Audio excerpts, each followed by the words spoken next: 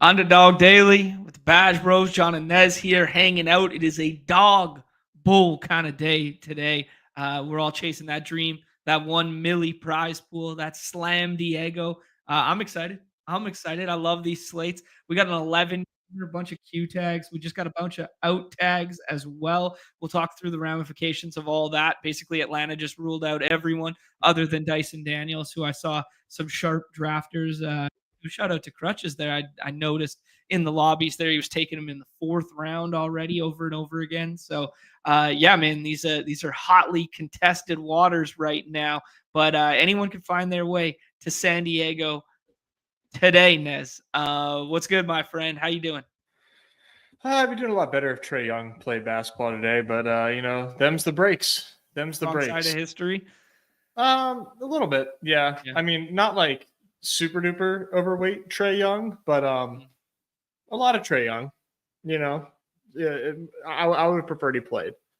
Yeah, no doubt, Yeah. no doubt. But I have some Dyson Daniels, so that's cool. But what's Dyson Daniels' offensive ceiling is my cope right now. You know, like how much does this really change what we want out of Dyson Daniels? Really, is he about to just become like way overdrafted? 100%. Yeah, that's kind of like the norm in situations like this, where like a projection, someone becomes a projection darling and they get pushed up. Sorry, I gotta. Yeah, you're not having a good morning. Let's just like be very upfront. You're dealing with some shit right now. So that's I think we're good. Sorry guys, that's why I was a little bit late. I was talking to a robot that turned into a human on a side site here. Something happened. I woke up to an email that was, one of those classic like, oh, this should be fake, and it turned out not to be fake, and a couple cards compromised, and yeah, just dealing with that sort of thing, and been on hold for like 2 hours, but I can't deal this waiting music anymore. So I just muted it. I'm good. I'm still in my pajamas. I got my American Nightmare t-shirt on. I got pajamas still on here because I just been grinding at this computer. I've been ripping dog bowls while I try and solve the world financial problems all in one motion there. Is that let me that's Cody Rhodes? That's Cody Rhodes, yeah. That's there we go. Is he Anyways, heel? No, he's a good guy. He's a good guy. Yeah, he's kind of looks like a prick a little bit. I think he's intended to. He's gone through prickish elements of his life, and then the last 2 years he's been a good guy. Nice. Yeah, this is perfect. That's so good. If you know, you know.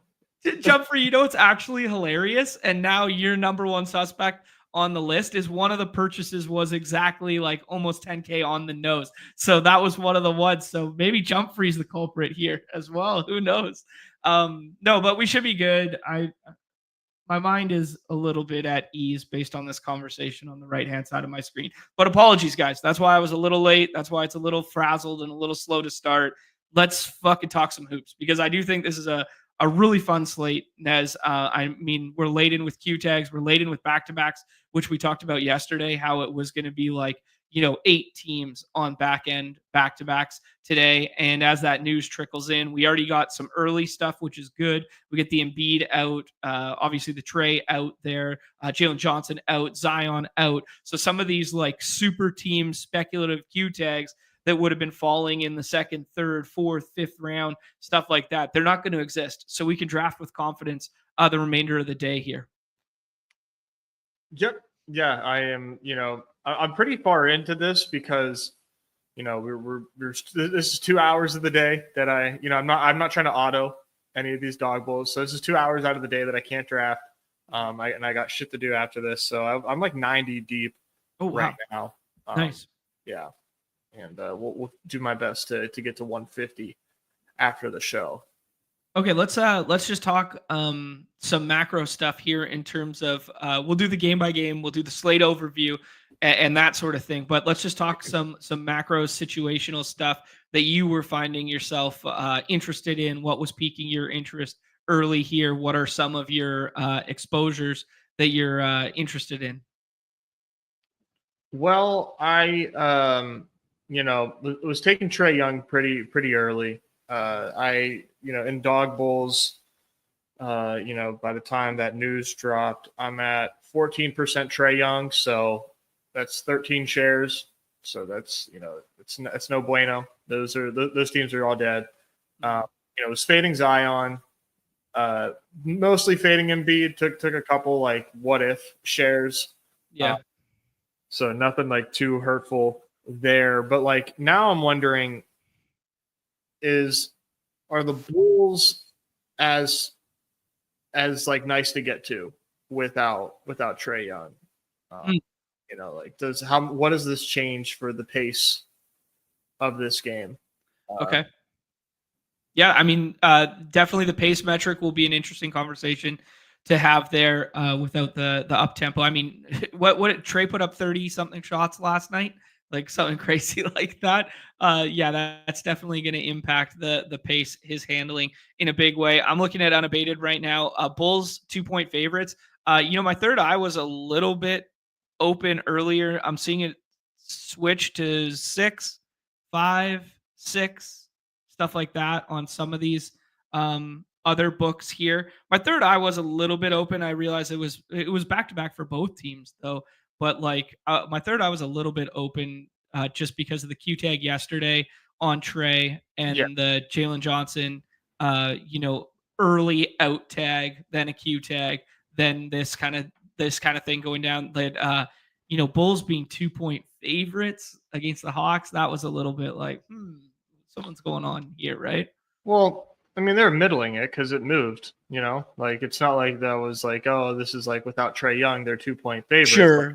Trae Young's out in the spread moves, Right. Like, yeah. There was middling going on. And like, and Pickham's had Trae Young for like 44.5 PRA. So like, wow. The payoff was massive if he was there in this spot, but that didn't happen. So, we don't really have to worry about that. But, I was taking a ton of Bulls, specifically like Zach LaVine. I had a lot of Zach LaVine.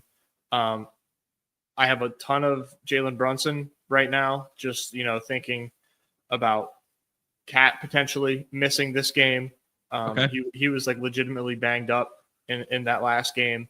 So if that happens, like this Jalen Brunson is going to age pretty well, even though I'm already taking him like well ahead of ADP. Mm-hmm.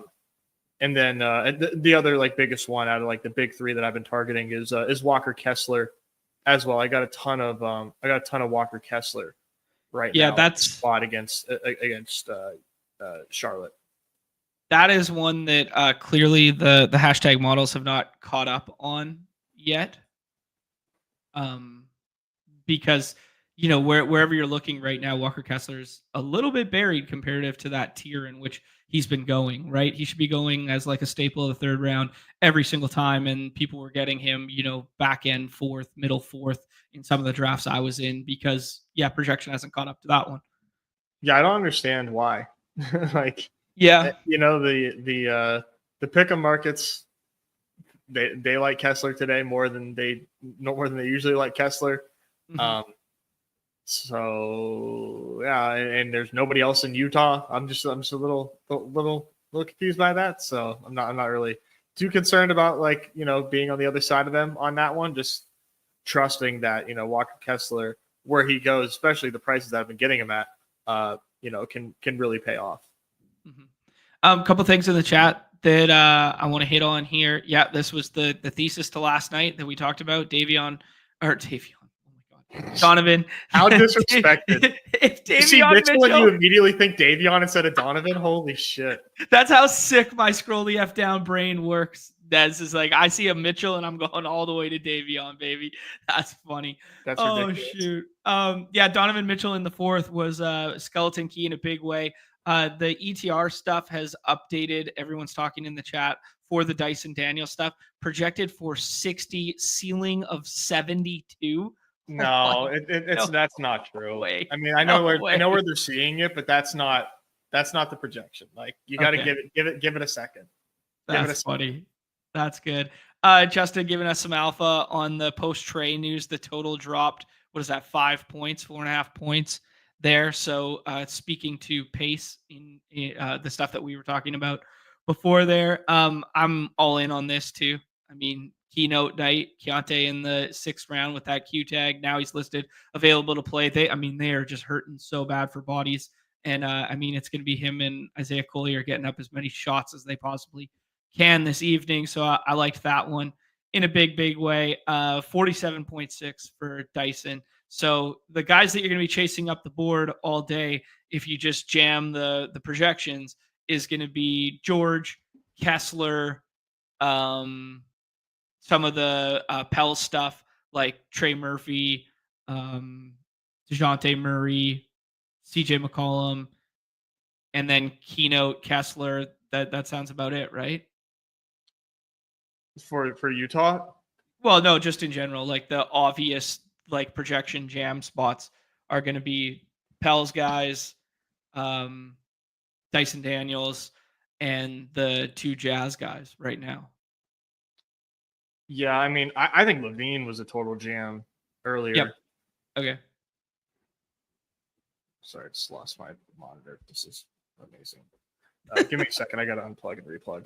Okay, sounds good. I will shift over to.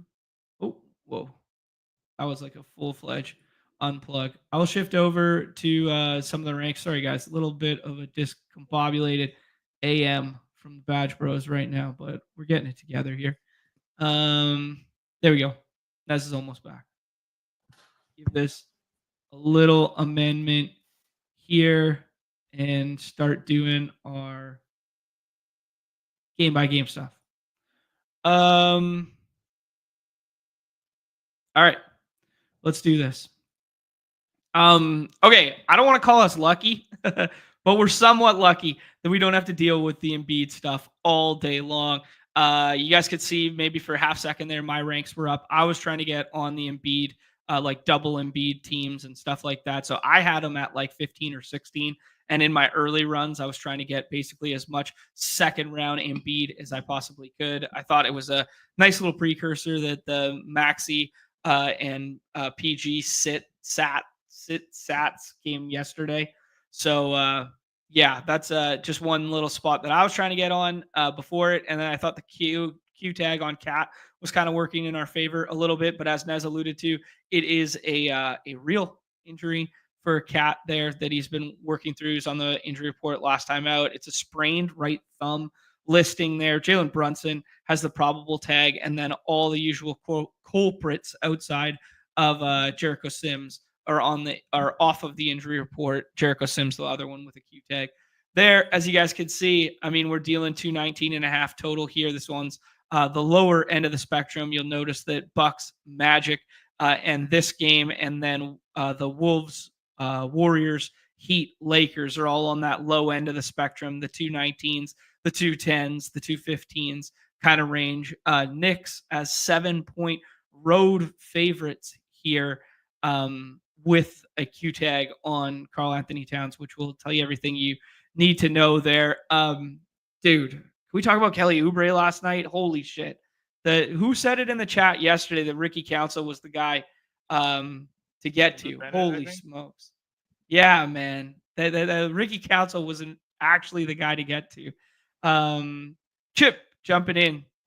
Shout out to Chip, who won the After Dark slate there yesterday. Got a couple entries in late just to see the leaderboard there and found our guy Chip find his way to the top. Mad respect, my friend. Yeah. So we could Nez, can you still hear and participate? Mm-hmm. Oh, okay, cool. Like your camera's just like black. I think everybody can see me. Oh, can everyone see Nez? That's bizarre. You're just black on my screen. Really? Yeah. Oh, god damn it. It was showing up on my end. What a mess. Nobody sees Nez. Okay. All right, give me a second. Oh, what a disaster, man. This morning, someone stole my credit card, my identity, and stole my ability to stream and my streaming partner. This has been a rough morning for your boy, huh? Let's see. There we go. Now we're buzzing, Nez. There we go. Yeah, okay. There we go. Nez, let's talk about this, dude. Let's talk about the Sixers and Knicks here. You said you were trying to get over on the Brunson stuff. I think Hart is a little underpriced relative to how he should be valued. If Cat is a legit Q tag there, I haven't seen anyone take OG or Bridges in the last round yet, which would be something to consider if Cat is a legit Q tag there. And then Paul George and Maxey kind of go in third and fourth round. I imagine they slowly start to push up as this day goes on after we got the Embiid out news there. Obviously, I haven't been in a lobby since then. Thoughts on this one, bro? Yeah, I'm still taking Cat, but I do have I did have Trae Young over him. It's tough with the thumb, right? Like we just never really know like how serious it is, but he did look actually hurt in past games. I kind of like this spot, man. Just I'm just like really into Brunson's game right now. Seems like, his ADP is 17, is just not very good. I like him more than Scotty Barnes today. I like him more than James Harden today. I've got a ton of Jalen Brunson right now, just knowing, his game right now is one that I want to get to. He just feels like he should be higher than ADP 17 right now. So, okay. And if Cat sits, that's just another feather in the cap, really. So that's where I'm at on this one. And then on the Sixer side now, I mean, with Embiid out, you got to give Maxey and Paul George significant bumps, in my opinion. This is not like blowout here. We're talking, they're 7-point dogs at home. Not great, but there's no reason to fade these guys with Embiid out. We like these guys when Embiid is out. So Maxey 2-3 turn is a thing of the past. Mm-hmm. Paul George, fourth round, still there, but that might not be a thing moving forward if we get him active anytime soon. So, okay. Yeah, no, I agree with you there in a big way. I will say that I do think Cat, Maxey, and George all play tonight. I think Maxey was close last night, and then they just realized, hey, maybe not. And then I like the Maxey one's a little scarier than the PG one. PG felt like a rest maintenance day kind of thing last night. So PG does feel like the safest of those 3 Q tags. But I will remind everybody that this is first leg of nationally televised game, and they both sat yesterday. I know the Sixers are the absolute woe when it comes to the injury report, but when you get Embiid out this early, and I just want to confirm Caleb Martin out as well, KJ Martin out as well, Kyle Lowry out as well, Andre Drummond out as well. I mean, this just feels like nationally televised game. You're going to get George, I think, and I think most likely we get George and Maxey this evening. Yeah, I think they're both pretty close. So I think you're going to get them today. And for dog bowls, yeah, those guys, you got to give them adjustments to their ADPs. You got to rank them at least, quite a few spots ahead of ADP right now if you want to get them. Okay.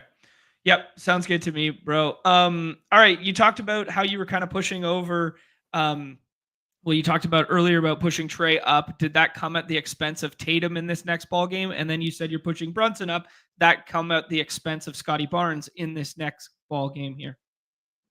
Yeah, I had Young over Tatum. Okay. Yeah. So, all right. Sounds good to me. Yeah. Yeah. I mean, that's a tough break after, but the game environment looked so much better and the total was so much closer. And he played so effing well last night and it was an illness tag prior to that. So can't fault you for that one. I know. Yeah. All right, let's talk about Raptors Celtics. 230 total. Celtics big road favorites here, 14.5 there. Celtics injury report really clean. Basically out tags on just guys we don't even care about, all G leagues and two-way guys. Raptors one. We got an IQ out tag quickly there. Nice. And then everyone else is G League assignment guys because they got the majority of their roster back. What are you thinking about this ball game? Basically, Pirtle variable in the 5th or 6th round, RJ available in the 4th round, and then all the Celtics pieces in quotations. The 3 main guys go before the end of the 4th round. Tatum being the most expensive of the bunch there. And then basically nobody touches, Derek White, Peyton Pritchard, or Horford in the last round there. So yeah, what are you thinking about this one, Ez? I mean, I think Scotty's a little overdrafted. He has nice box scores right now, but pick 'em wise, man. He just doesn't jive with the guys that go after him. It just doesn't feel like it's a good pick at ADP, Scotty Barnes, considering that they could just get absolutely rinsed. And they probably are going to get absolutely rinsed, man. My Raptors look like shit right now. They just are playing some awful basketball. In the vein of doing the Silva impression, I took the Celtics spread. I gotta do one every show now, just because I just have too much fun with it.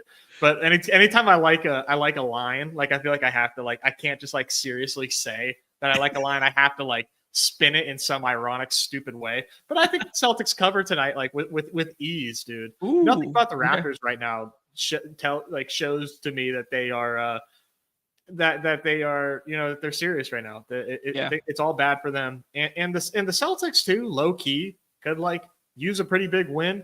They're not having like an awesome season right now. I mean, like, they're a great team. They're one of the favorites. They need to like start winning some games and stringing some big victories along. So I could see them like, taking it to the Raptors today. So Tatum right now, I think, is perfectly fine at ADP. Now that we have Trae Young gone, like I think it's very clearly pick pick 6 there. His ADP is perfectly fine. What I really like from this game, and I kind of like Porzingis, but like I am like a little worried that like they might not have to play him very much, and like why would they? Man, I think Jaylen Brown is in line for a massive game. I'm gonna self-appoint myself, John, as the Jaylen Brown whisperer. Jaylen Brown loves to beat the shit out of bad teams. When he sees an opportunity to go in for the kill and have a takeover game, Jason Tatum just like perils in field goal attempts to Jaylen Brown. This could be a game where Jaylen Brown is putting up 23 field goal attempts and Jason Tatum has like 13. I mean, especially if you attribute the Scotty Barnes assignment to Tatum, which I would totally think, right? Right. That's how they've played it in years past. 100%. Yeah. So I like Jaylen Brown quite a bit today. Nice. In these, like my percentages don't really line up to it just because, but like when I get them, I love them. So really into that.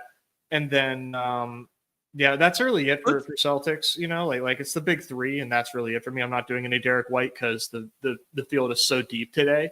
But like you could, not for me, but I do like Porzingis too. And then Singers had some nice box scores recently. Yeah, no, I want to ask you the Scotty Barnes question because I brought up my ranks there to just suggest that.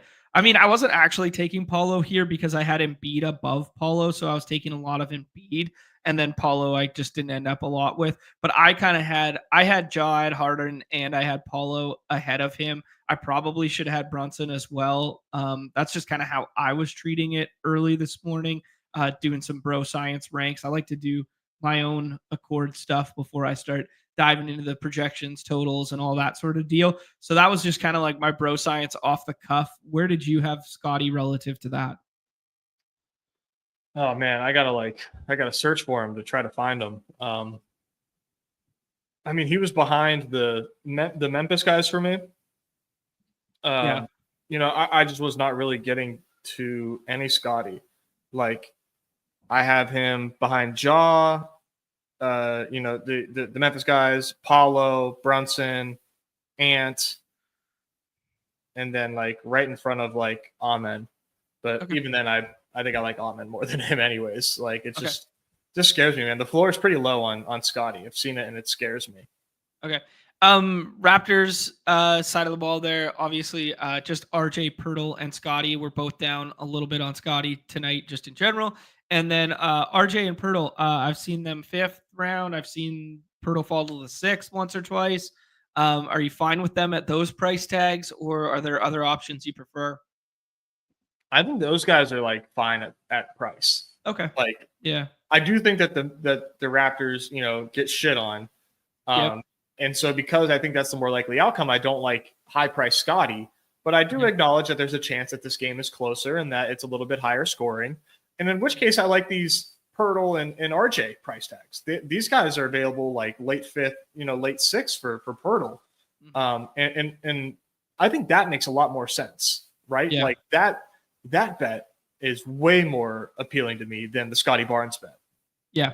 The projection bros are going to tell you to take Cole Anthony, Julius Randle, Miles Bridges, Desmond Bane, maybe some of the Spurs guys like Vassell and Paul, kind of all over the RJ and Pirtle tier. But it's like fractions of points all in that cluster there. So if you want to be the guy that gets over on that Raptors stuff, I wouldn't fault you tonight. Those are all fine clicks. Yeah. Yeah. Any of buying into the magic that is Chris Boucher in blowout run here in the 6th round? No. Okay. Yep, a little too thin on an 11 gamer for me as well. All right, Nez, next one up is Grizz and Spurs. This kind of ties in. Just got news, John. Kyrie Irving doubtful now. Yeah, this is the nature of back-to-backs. Lively with the out tag. Fastest in the biz, unabated, getting it to us right there. But he said he wanted to play too. Yeah, no, fuck that. Yeah. They said he was going to play. Yeah, he said he was going to play. Yeah. I mean, like, I didn't have a lot of Kyrie, but like, it's the fucking principle of this shit, man. Mm-hmm. We are losing a lot of players from the player pool right now in fast order, because there goes maybe in the last 32 minutes or something like that. There was 6 draftable players, maybe 7 draftable players just gone. Yep. Yeah. Yeah. Never Kyrie, guys. Never Kyrie. Juxtaposed to, I had a ton of Kyrie. But 5th round Kyrie was fine. I'm assuming that's the hoops. Yeah. All right, guys. Let's talk about this. Let's talk about Grizz versus Spurs here, because as you saw, I had Jaw over JJJ. I don't know what to do with it. I think the minute ceiling for Jaw is back. We saw 37 last time out. I love this matchup for them. This should be up tempo for the Spurs. Memphis already fastest team in the league, but up tempo matchup for Spurs on the other side. We should have the Wemby conversation, because he goes ahead of Joker and Giannis today. So if you want Wemby, you have to take him up there. Some of the hashtag models will agree with you. My gut, Nez, I know it's Joker on a back-to-back. I know maybe some funky business with a probable tag on Giannis here. I have a hard time passing on Joker for Wemby, but that's kind of just evergreen with me. And then the rest of the Spurs are basically available 5th and 6th round. They'll probably creep up as the day goes on here. What are you liking in this one? Yeah, I mean, I have Jokic 101 as well. I find it really hard to not, but like, I get it. It's Wemby against the Grizzlies. And, if Joker wasn't on this slate, I would just be, like the cartoon wolf at the dinner table when he sees an attractive lady, just like pounding the table, like eyes bursting out of my head over Wemby good verbal against meme. The Grizzlies. Yeah, good verbal meme. Because Wemby against the Grizzlies is like, that's a fucking spot right there, man. That's going to be incredible. I have no shade in my heart for people that want to take Wemby over Joker, because I think the Wemby ceiling is greater than Joker's in this spot. But I like Joker against the Rockets. I like the way that the Rockets are playing right now. I like the way that their games are shaping up, where they, they're playing pretty damn fast right now.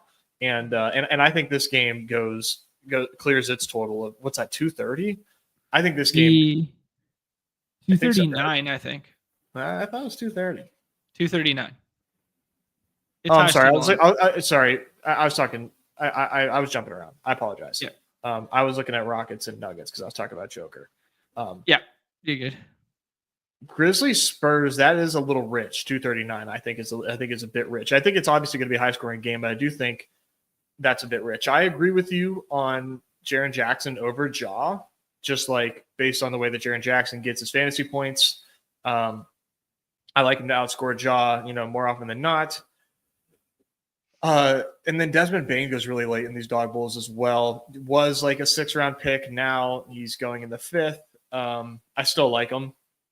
And then in the Spurs, man, the 6th-round Spurs and dog bowls are really nice clicks as well, with Vassell and Chris Paul being Vassell there. didn't even have an ADP this morning when I first drafted, and I was like, "Ooh, I want that spot." Yeah, it's kind of nice that trickles over into the dog bowl streets, because now you can get them in the 6th round like every time. Yeah. Okay, couple things on that. Sohan's already been ruled out, so the Vassell stuff just looks instantly better to me in my mind. I know we were dealing with a Q tag the last 2 times there, so it was a little speculative.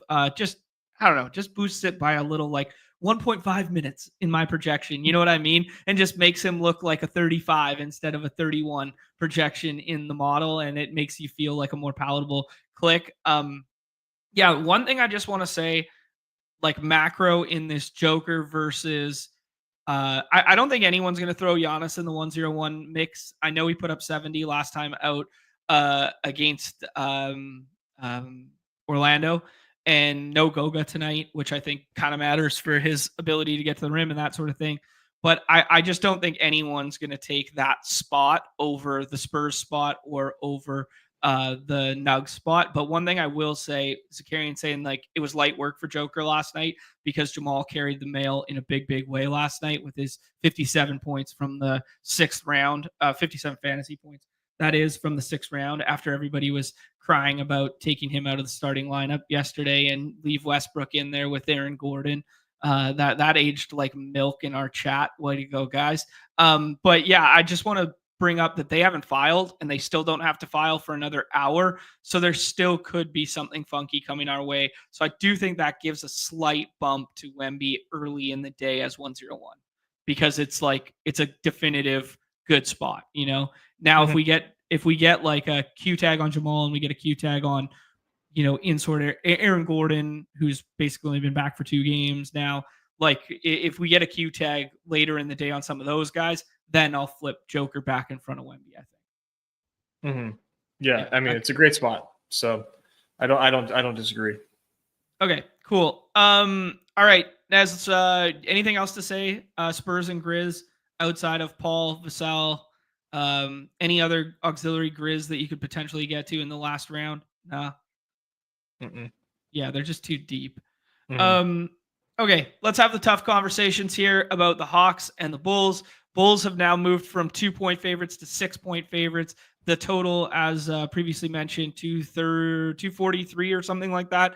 Justin said, or yeah, I think it was like 242 down to 236 now, so it's dropping rapidly there. We got Q tags all over the place on this game alongside the Atlanta rule outs. Let me just get that up. It was Io with the Q tag yet again, Lonzo Ball with the Q tag, and Kobe White, who had the Q tag and played through it yesterday and played pretty well, actually. Yeah, so there's that on that side. And then on the Hawks side, we've already had Hunter ruled out for the 2nd night in a row. Larry Nance is still out. Jalen Johnson is still out. Ricochet was ruled out there. And then Trae Young was ruled out as well. We saw Emeka Okongwu, first ever Hawk in the history of their franchise to go 2020 off the bench. That was kind of cool. Last night, had a monster game there, and now he gets that nutted spot against Vooch. Like that we've talked about flowchart wise for the centers here. So yeah, what do you think outside of the obvious with like the Dyson Daniels going to be pushing up to 2nd or 3rd round territory now? What are you going to do to tackle this one, guys?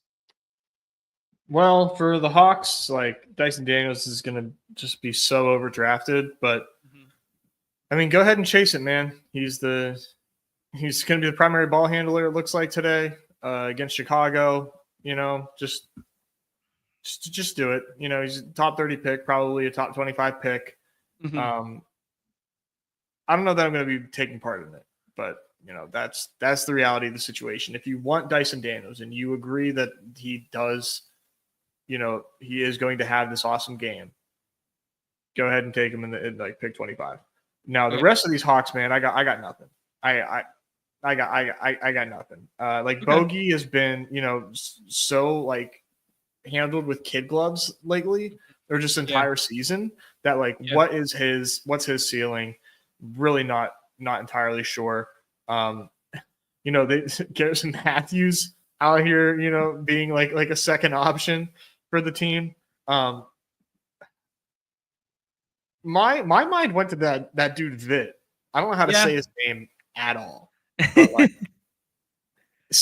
in the sixth round, in dog bowls for that guy against Chicago, he could shoot a little bit. Definitely like a second option offensively for them, is he not? He'll be second handler for sure, because Dyson will be primary handler. He will have he's got like the boosted assist ceiling and like some threes that go with it. Like Garrison Matthews is a pure spot up shooter. He'll probably draw into the starting lineup. They never do a Kongwu plus Clint at the same time, so you're gonna just split the 48 there. You can get to either of them. I'm fine with that in the 6th round. I think I'd take Bogey though. I think I'd take Bogdan and just hope for a slight minutes uptick here, that he's ready to go in back-to-backs. Because if he draws into that starting lineup instead of Garrison Matthews or big body David Roddy, I mean, I'd be interested in that, because they're going to need scoring tonight, man. Like I'm looking at this and I'm like, where do the points come from? And I think it has to be Bogdan, right? Yeah, I mean, if Bogey's anything other than a 6th-round pick in dog bowls, you guys can play that game. True. Yeah, I fully agree with you there. Like I would do it only on my own accord in the 6th, but if he becomes drafted every single draft and gets pushed up because of this, then he becomes a bit of a fade for me. Yeah. Okay. Cool. I like that. People saying the Dyson price tag is still palatable if you jump in certain rooms because the market hasn't caught up. Jump free just hump day hoops. So I'm like kind of like, there's no, like, you're not getting Dyson Daniels mid-fifth in the dog bowls. Sure. Well, yeah. Let's use the precursor here, guys. That on dog bowl days, when we say rounds, unless we specify 6s, we're talking about the dog bowl. Like just at least for us. Yeah, just in general, like terminology. That's how we've been approaching dog bowl days. Is we talk through the lens of 10-mans, not 6-mans. Other days we talk through the lens of 6-mans. Yeah, Bulls side of the ball there, Nez. I do think Lonzo and Kobe White being out, if that comes to fruition, could be pretty fun here. I think Io matters for like the rebounding rate and stuff for like a guy like Josh Giddey. So I'd be really interested in Giddey, Levine, and Vooch here if we get those Q tag turned to out tags in response to what the Hawks have done. But that's going to bring the total down probably another 3 points, maybe 2, something like that. And yeah, this game could be not all it was cracked up to be. But yeah, still definitely want to have isolated pieces of it. And I'm still fine with Levine in the 2nd there. Yeah, I love Levine today. I feel like why rush Io back if like you're playing the 2nd unit and 3rd unit of Atlanta? I know he's Q and I know he's been ramped up and like getting ready to play. I don't know why they would even play him today. That to me just doesn't make sense. Yeah, I think the only reason would be like soft landing spot, bring him in, play short minutes, maybe still run him off the bench and start Patrick Williams over him. Don't give him starter run just yet, and only because they're sticking to the plan in which they've laid out for us already, because they said that the whole plan was him to play the 2nd game of the back-to-back after sitting last night. So Billy Donovan was like on record saying that. So yeah, I do kind of agree with you, but I also think they might just want to stick to the structure of getting him like reacclimated. Well, either way, I can't imagine he's getting like full run. So thinking about the Bulls that we want, like Levine, Vooch is really unaffected by this for the most part. Like Levine and Giddey, I think are like incredible picks today. So all right, let's play this one. Dyson Daniels or Giddey tonight? Daniels. Dyson Daniels or Vooch tonight? Vooch. Yeah, I agree with you. Shocker. Yeah, your opinion doesn't count on that. Yeah, I've been removed from all Vooch-based conversations. All right, let's pick up the tempo a little bit here, Nez. We got Magic and Bucks. This is gonna be interesting because we got Goga ruled out for the concussion protocol stuff early in the day. We just got a filing from the Bucks while we were live on air. Why is this not in order? There we go. Yeah, so we got KCP still with that Q tag right there. That's kind of like the big one. Everyone was joking about the Corey Joseph one this morning. Both the Wagners and Suggs are still out there. Gary Harris is also out. So we see Cole Anthony routinely going in the 5th round. We see Paolo not projecting well, but he smashed that the other day, and now he's going 2nd round, 3rd round, some drafts depending on if you get a projection bro room or not. He kind of like fluctuates in a decent way. I imagine Cole Anthony starts again tonight. I did see Jonathan Isaac, our boy Jonathan Isaac, the greatest summer league player of all time outside of Colin Sexton in my personal eyes estimation. I thought that guy was going to be a monster when I saw him the first time in summer league, but I don't know. Is there any hope that he draws in tonight to start? Because this could be really thin. If you get no KCP and no Corey Joseph, you could be down to like 8, maybe 9 bodies. Cole Anthony would probably play 35 plus. Anthony Black would factor in a big way as well. Maybe you run those two alongside each other, but I imagine they'd still start Caleb Houston, which is what they've been doing in the past there with KCP out there. I don't know who draws into play center. Wendell Carter Jr. for Goga probably seems logical, but you could find a path to getting Jonathan Isaac to start alongside him as well. Any of these guys in our player pool outside of Cole Anthony and Paulo? I mean, yeah, I think 6th round Jonathan Isaac is definitely a real piece to be drafted today. With no doubt. Like he's going to step in and be, maybe not. I think maybe Wendell Carter Jr. gets first crack at it, but like, hey man, when you get greater than 20 minutes of Jonathan Isaac, that's something to like, that we should be very interested in, and I am. So like right now, man, the 6th round has gotten very, very, very, very thin after all this news. And now Jonathan Isaac, a lot of the times at the end of these drafts is like who I am looking at for my last pick in dog bowls. Just, he's a fantasy point per minute monster. Like you mentioned with all these injuries, like he has been playing more and more minutes lately. Yeah. And that seems like it could have been part of a plan to ease Jonathan Isaac back in. We know his injury history is so lengthy. Yeah, man, I'm very much into Jonathan Isaac in the 6th for I like it, man. The other Magic. Close ball game last time out against the Sixers, and he played 27 minutes for 20 for 20 real life basketball points there. Yeah, I mean, we're Jonathan Isaac guys because he can just get it done from a rate standpoint in every single category. So it becomes so fun when we're chasing ceiling in that last round. I'd throw Anthony Black. He checked in really early in that ball game last time out. Like Tristan De Silva was just kind of like a show me starter. And then they played smaller and put Anthony Black out there. I think Anthony Black has a legit ceiling as well. So if we're chasing ceiling in that last round, especially in a contrarian fashion, 2 of those Magic guys stand out to me as Bucks side of the ball. We got the Giannis probable tag on the second night of a back-to-back. No listing for Dame, which is good. And then we got Chris Middleton with a probable tag as well there. Yeah, thoughts here?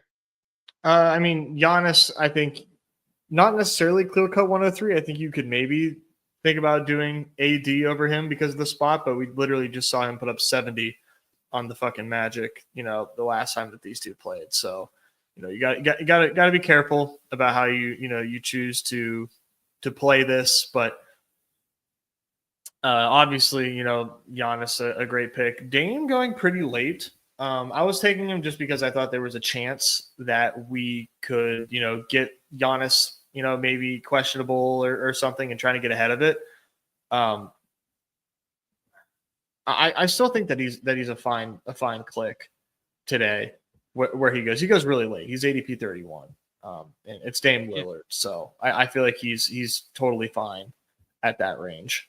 Yeah, and I mean, if that Giannis P ever shifted to a Q, all of a sudden he goes, ahead of Scotty Barnes and stuff like that. So, yeah, I mean, there's always that one little what if in the back of everybody's mind when you're taking Bobby Portis in the last round, when you're taking Chris Middleton in the last round, or if you're taking Dame. There is always that what if, like little bonus asterisk beside them that I always put them like one spot slightly higher because of the CLV you could get if things broke crazy on a slate. Sorry. Yes, I do remember this now that you said that. It wasn't a show me start. My bad. Tristan Da Silva left for the entirety of that ball game. Apologies. You're right. Okay. Let's move on to the next one here, Nez. We got Dallas Mavericks and we got the New Orleans Pelicans, 221. Home favorites for the Pels there, -1. Yeah, and then we got the big Zion news already ruled out. I only took him once this morning. I did have my third eye a little bit open here for this one, just because he played so few minutes last night. Like I knew they weren't going to do the Zion back-to-back thing. I knew not to take him. But when he only played 20 instead of 27 last night, and then he fell to the 5th round at like the 5-6 turn in my lap, I was like, you know what? At pick 50, I think I can stomach this one. Yeah, so, exactly. Yeah, so I did end up taking Zion, I believe once, maybe twice there, but still without Herb Jones, still without BI. And then without Zion this evening. And notable that DeJounte Murray, that right elbow, always on the report, but it's a probable tag instead of a Q. So maybe we're going to stop getting that listing. And then Derek Lively out, Kyrie Irving with a doubtful tag. I guess the obvious benefactors here, DeJounte Murray, CJ McCollum, Trey Murphy was popping in the projection models early this morning because people are kind of preemptively ruling Zion out there. Where are you comfortable taking the Pels guys now, Nez? Oh, DeJounte's a kind of in a tough spot for me. I have him currently, like right around Zubac, a little behind him, just because Zubs has been balling, and against Brooklyn, I feel like Zubs can eat. But and Murray just has been kind of letting me down a little bit, man. Anytime I try to take DeJounte heavy, he's letting me down. But it's pretty decent spot for Murray. Like I think right now there's a question of like DeJounte or Dyson Daniels for a lot of people. That's probably like something that a lot of people are going to be thinking about right now. Trey Murphy. I had not too far behind DeJounte. I've got like Trey Murphy, Kessler, and Jalen Green sort of like around one another right now. And then CJ's been like a 6th-round pick, but I think he's going in the 5th now after this Zion stuff. Yeah, the new 6th-rounder is Misi. Because CJ's going to push up to the 5th for the rest of the day because we took 8 players out of the player pool in the last hour and a half here. So combos wise, CJ's naturally going to push up. And I got a couple 6th-round CJ's this morning, but BC will be the kind of guy who was not in the player pool before who gets brought in and people start clicking him in like the 60s range there. I do think that's an interesting question. The Dyson Daniels versus DeJounte versus Trey Murphy, kind of like 3 combo there. How would you rank those 3? Which 3? The ones at the top of the screen there. Murray, Dyson, and Trey. I mean, it's exactly how you have it, I think. Okay. Yeah, I tend to agree there. I know you were kind of doing the mental gymnastics of Murray versus Dyson there to start it. So I just thought I'd ask you point blank on how we're ranking them out. Okay. Mavericks side is going to become interesting now. Does it bring Spencer Dinwiddie, aka Din Shitty, into the player pool here? Do we think he starts this evening? I know they've done some weird shit in the past there, but we've had some weird lineups from them. But most recent time out without Kyrie, he played like 38 minutes or something like that.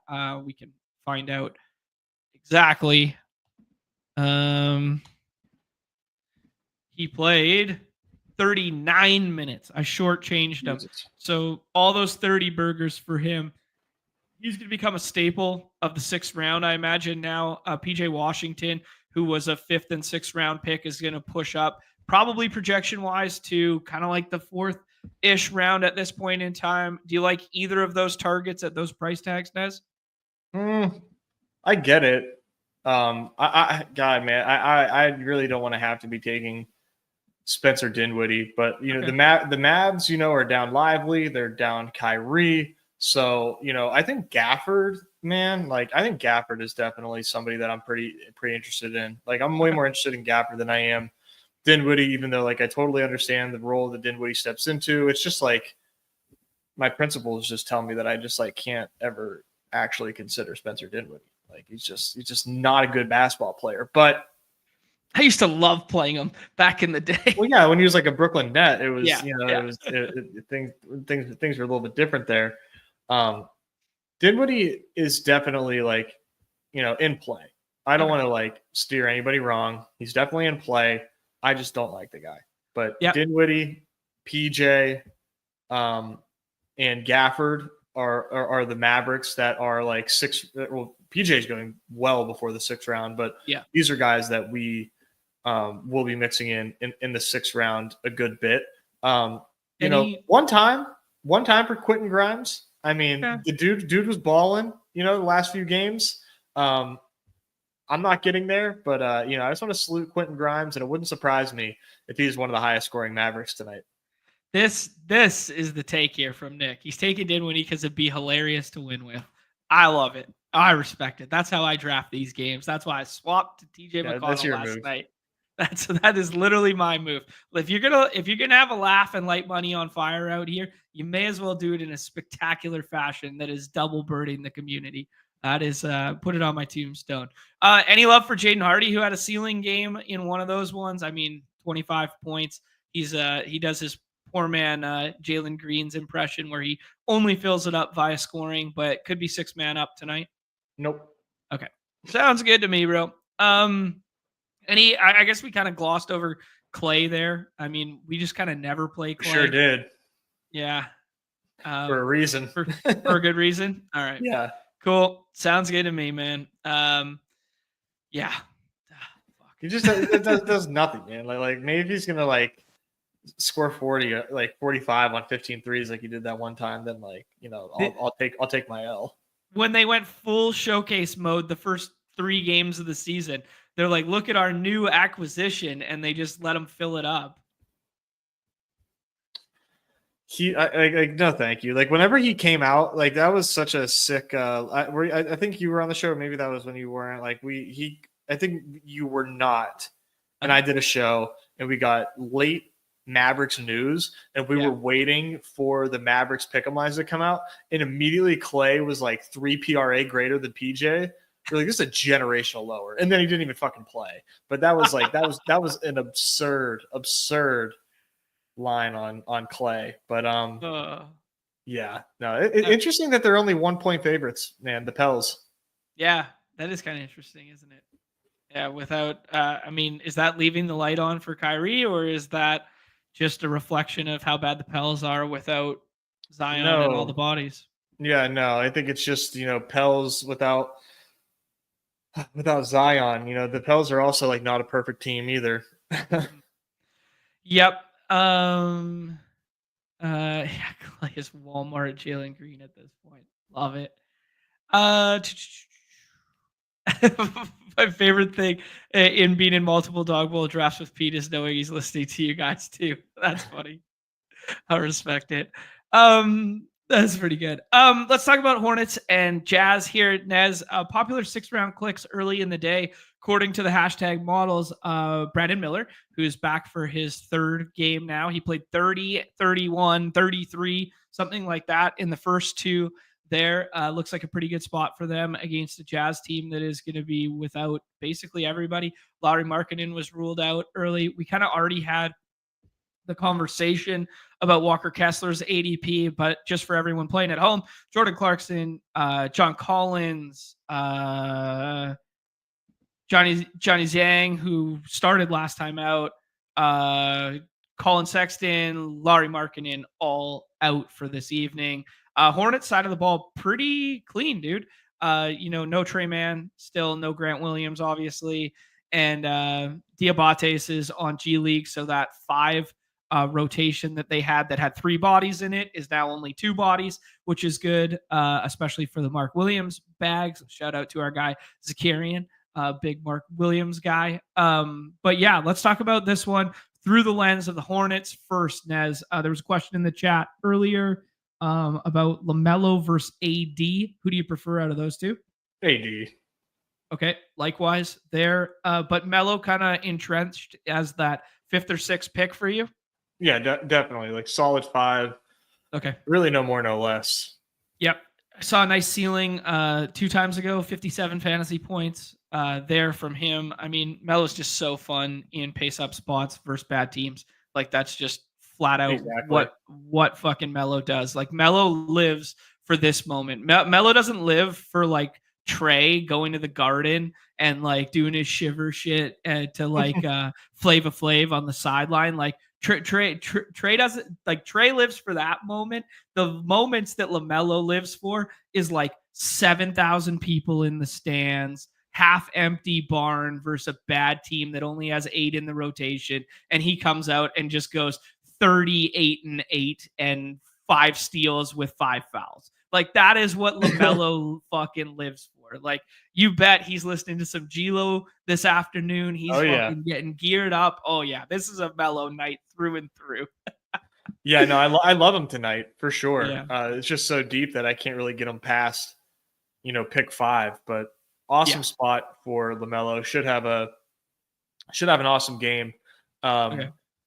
The Hornets, I like you mentioned, I like Miles Bridges. I like Brandon Miller. I'm not really doing a ton of Mark Williams. I know he had, in his last 5, you got 2 in there that are like, basically 50. He's got Walker Kessler tonight, baby. I don't know that he's got 50 in the bag here, but I get it. I get taking him, and the player pool got a lot thinner over the last hour, so he is definitely in people's player pools. I'm really into Miles Bridges today. He's been available for me in the 6th round quite a bit. Before we got hit with all this onslaught of news, so I thought he was a really easy pick. Okay. Brandon Miller is sort of a tougher one for me. Just like, he needs, like, I think he needs, like, Bridges to be out of there for him to actually, like, be able to hit the ceiling. It's a great spot for Brandon Miller. I am taking him in the 6th round, but, like, I don't have, like, too high of hopes for Brandon Miller here. They kind of cannibalize one another, right? Because they both want to get shots up. I do think it's interesting when Bridges plays. I've really noticed this because I've watched too much Hornets basketball this year. I've really noticed that Bridges' ceiling is considerably lower when he plays the 4 versus when he has the handling role with the first unit. And when Melo's in, it's so much tougher. I do think Miller plus Ball play better off one another than Bridges does in this situation because of the way he gets shots up. Yeah, exactly. Yeah. So, Bridges still nice and cheap, so that's cool. Jazz, like I said off the top, man, really like Walker Kessler today. The Jazz are just decimated right now. So, but we do have Keontae George, man, old keynote, nice and green active tag here. Pick'ems love him today, man. 31.5 PRA in the lobby, and that was somebody that was going undrafted early on. So, if you're watching this, 1-0-1 swap. You're going to want to get Keynote in the swap ranks. Absolutely. And ADP might just like push them up there anyways, but it's tough because ADP comes from the 6-mans and Keynote's probably still not going to get drafted too much in the 6-man. So you're going to have to do that manually. And I really like him tonight. They fully expect him to have a large role, as do I. So yeah, I like Keynote in the 6th tonight. Shout out Bryce Sensabaugh, big Sensabaugh guy. He can, when it's garbage time, he can take over and string together some nice takes and whatnot. But like, I'm not really getting, I am not getting to any Jazz other than Kessler and George.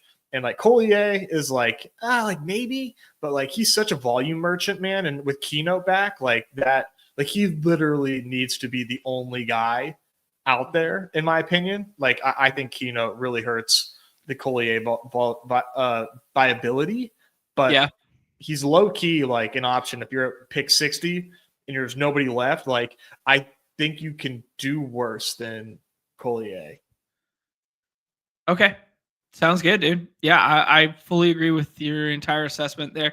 Any concern about Keynote minutes ceiling? He's only played 3 games since December, basically in a month. He's played 3 games in the last month. Any concern about a minute ceiling? Or you just think they have to let him run? Kinda, yeah. I'm just like trusting the lines on him on this one. Like they seem to not be too concerned, so I'm gonna trust their lack of concern and take them in the 6th. The Jazz are another one of those teams that are decently honest with their injury report, and he's been like slow ramp up with the Q tag, right? Yeah, I can't quite remember his. No. Like, I'm sorry, I didn't mean to phrase it as a question. I know for a fact. Yeah, so he's been like one of those archetypes that we talk about, where it's like it's different than like guys who just go out to Q then come in immediately, kind of deal. Yeah. I like Cole Anthony in this 1v1 versus Mark Williams today. I think I'm on the Cole Anthony side. How about you, Nez? Same. Yeah. I think this is an interesting question. Cat or Tatum at 6? I think I'm team Tatum right now. Tatum, for sure. Yeah. I think it's just considerably safer of the bunch there. Okay, cool. Let's keep it rolling. Let's do the Rockets and Nugs here. Nuggets still have not filed, which is just keep it in the back of your head because there were a bunch of probable tags yesterday. Joker was a probable tag, Jamal was a probable tag, and so was Aaron Gordon. They all ended up playing. Jamal balled out. Yada yada. There's the end of my spiel. Rockets. Rockets are 1-point dogs in this one. This is a 230 total there. And Rockets injury report, the Tari Eason doubtful tag still looming, which is the effect on the Amen Thompson ADP. We keep bringing that up. Jabari Smith, Tari Eason, and Ahmed Thompson. There's only room for one of those bodies, sometimes 2 of those bodies on the court, but definitely only one of those bodies to start most nights, especially when you start talking about some of their depth stuff with like Tate and that sort of deal. So just keep your third eye open. Cam Whitmore as well. Just keep your third eye open with that. There's going to be one slate where all of a sudden that Tari Eason doubtful tag is a Q tag, and then some minutes somewhere are getting trickle down affected because of it. But that is not yet tonight. Nez, what are we doing here? Saying Goat goes early there. Ahmed goes in the second round. Dick Van Meet, a.k.a. JVV, a.k.a. FVV, a.k.a. Fred Van Fleet, the product of Pete Overzed's Top Shot bags, goes in the 3rd round, sometimes 4th round, all the time there. And then Jalen Green, holy shit, has he been filling it up. Jalen Green in a big way there. Nez, what are we doing with all these Rockets pieces? Yeah, I mean, I think this game's awesome, man. I think this game should go over just based on the way that Denver's been playing defense lately and the way that Houston has been playing so fast. I'm really into this game and really into paying up for Amen. I know the projections don't love where he goes right now, but I think he's. I lost the tweet, but I'm pretty sure, man, he is in the since he's taken over this role, he leads the NBA in minutes per game. So nice, you mentioned once Tari comes back and Jabari comes back, got to watch out for Amen. And I agree, but you can't put the toothpaste back in the tube, man. They've lost 1 game since he's been a starter. Yeah, he's so fucking good. He is so good. And I love his usage and the stock ceiling with him. He's Dyson Daniels on steroids, just as far as offensive ability coupled with his defensive prowess. I love him, man. It's tough for me to not take Amen and just play the exciting second year guy in this spot here. So I like him. And I like everybody in this game, to be quite honest. I think Sengun. I'm like less excited about him because his ceiling, I think, is sort of, negatively correlated to Amen's. Okay. And Joker's not a bad defensive player either. So I do kind of worry about Sengun, but I think he's, I think this is the game environment. It kind of trumps those concerns. Jalen Green, like you mentioned, man, awesome. Just one of the most truly one of the most impressive performances I've seen from a single player in a game was, that Jalen Green performance. I think 92% true shooting. Whoa. That last game. I mean, dude, he couldn't fucking miss. And he's like 90+% from the free throw line right now. This is the early season Jalen Green that we saw that I thought we were going to see throughout the season. And then he tapered off. Now they're thin. Now he's got the green light again, no pun intended.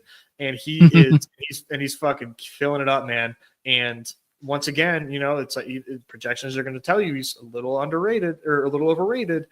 I think you play Jalen Green tonight. And then that leaves, I think, Fred VanVleet. Our Rockets are fun, dude. Our Rockets are fun, dude. They're fucking sick. They're so good. And now you have Fred VanVleet here, who is taking that back seat, as he should. He's doing everything else. He's distributing. He is hitting threes as well. But it's really not necessarily had to be him. But I think he's a good pick because we have seen 50 balls Fred VanVleet with this iteration of these Rockets. Mm-hmm. This is going to be an awesome game, man. It's one of my favorite games on the slate.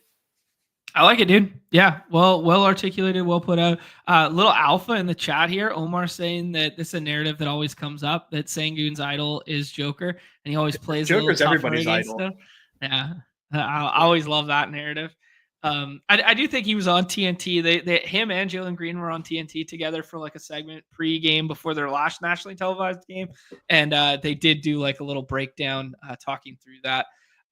T-Bear had a trade in the chat there. I don't know what's going to happen with this Jimmy Butler saga, but everybody's kind of pinpointing keep him out of Houston, man.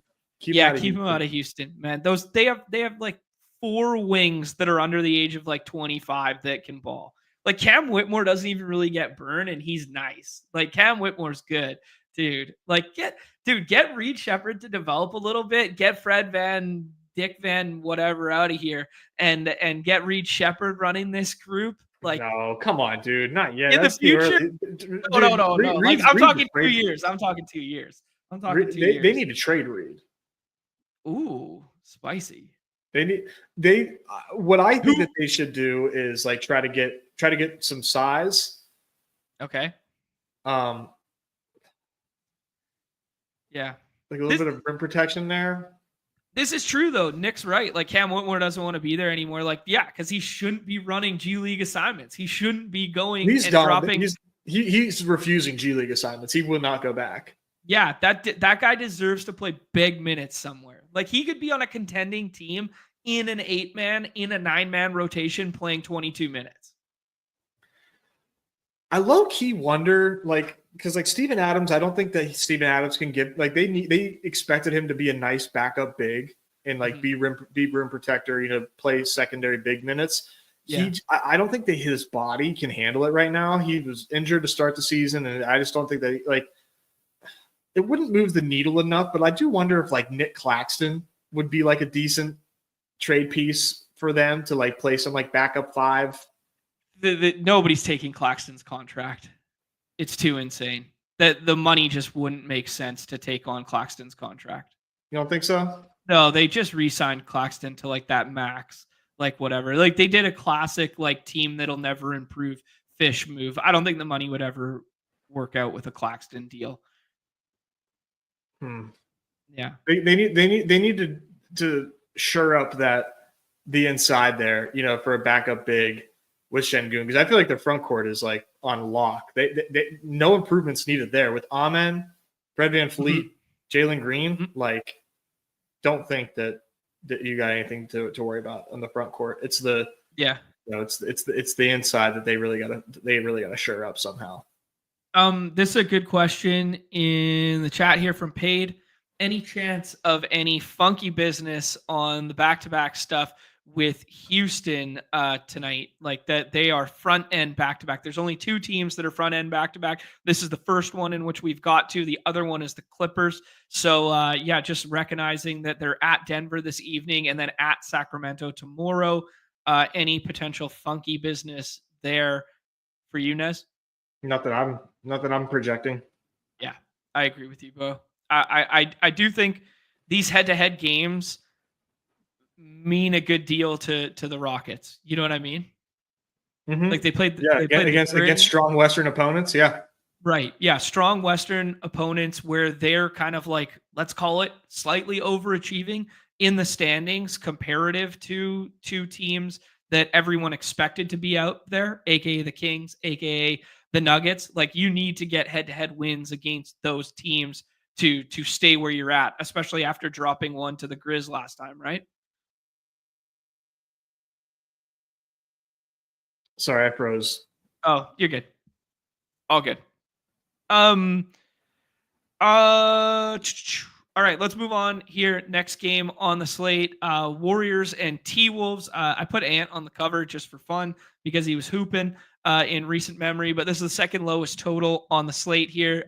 Warriors are a mess right now. Warriors have been in a disarray for the last – they started so effing hot at the beginning of the season, and then now with all these injuries, with Pods being gone for a while, for Draymond in and out of the lineup, Steph in and out of the lineup, that sort of deal – yeah, it's been a little uglier in recent memory. We had the Trace Jackson Davis slate last time out, and he fell flat on his face. Actually went to the locker room for a little bit of that one as well. So Warriors right now, Nez, are primarily Steph in the second round there. And then outside of that, not many Warriors getting drafted. Will you have more Warriors in your player pool? We have Draymond with a Q tag. We got Slow-Mo with a Q tag there. Pods and Kuminga both still out. I guess it's noteworthy that Trace Jackson Davis and Gary Payton are not clean listings. They're probable tag listings as well. So just kind of macro thoughts on Warriors side of this game. Yeah, I mean, these are 2 teams that are just like sputtering right now. I don't like either of these teams at the moment, but as far as fantasy goes for these 2 teams, Ant drafted really high right now. Yeah. You got to respect it. You have to respect Ant right now because there seems to have been a shift in how he's playing basketball, and he seems to be really taking over right now offensively for the T-Wolves. And I don't see the Warriors. It's a low total game, but like I still think Ant could like absolutely cook here. Same with Steph, man. I think Steph's pick'ems right now are really solid for his ADP. And Steph can always do Steph things. I'm never really too concerned about him unless, the Warriors get boat raced, in which case, we've seen that happen where like the floor the bottom falls out on these Warriors. God, man, I hate this game so much. Like I do like Randall late though, man. Randall goes really late. And for me, that's a totally, totally fine click. He has like a 30.5 PRA. And he's been a 6th-round pick for me quite a bit early today. Okay. He's probably going a little bit earlier, now with these injuries. But really it's like Steph, Ant, and Julius Randle. I'm pretty sure. I mean, I don't even do Rudy. Yeah, that's really it, man. This game sucks. The Dante revenge again narrative. I can't forgive him, dude. 15 field goal attempts. Yeah. And then on that same night, man, I mean, Trace Jackson Davis getting both of those guys, just like, oh God, man, just par for the course, man, for my nights these days, man. Like the volume was there for Dante, right? I wasn't necessarily wrong on the thesis. It just he just didn't put the ball in the cup. Yeah. I do think this is a really sharp point from our guy M. Wald in the chat here, just saying that taking over that handling role from the point guard position there when they moved Connolly to the bench for the second unit, and then they've kind of given him a spacing spot up shooter in the corner with Dante there. Just having the ball in Ant's hands more, letting him get aggressive and go to the rack really changed in a big way. Dude used to have some fire dunks and like throw it down, like jump out the gym style dunks. And I haven't seen him go like hard at the rack like that in a minute. I know. Yeah, it's been a while since we've gotten an Ant highlight. Yeah. Playing the Wizards will help your production. That is an astute point. Asking Ant or Paulo. I'm team Ant this evening. I think it's close. Yeah. I think it's really close. I would go Ant, but I think Paulo is definitely, I think it's a good question. All right, big dog. Second to last game on the docket here. We got both the LA teams in action, both with low ass totals on this one. This is Heat at Lakers here, Nez. We got probable tags on both LeBron and AD. AD's played through the probable tag every single time but once this season, I believe. That was the big stat there. There's a misnomer about AD and Q tags and stuff like that because he's been a beacon of health and durability for the last year and a half, and that was a misnomer for a long time there. But we do have a Q tag on the Bam side after missing last time out against the Clippers there. So yeah, 214.5. Lakers as 5-point favorites. Not sure that's telling us anything about Bam's availability or not, but obviously still without Jimmy Butler here. There was some nugget about potentially changing his designation, so he ends up getting fined more for what he's doing now. But Hero goes in the second round. Bam goes in about the fourth round.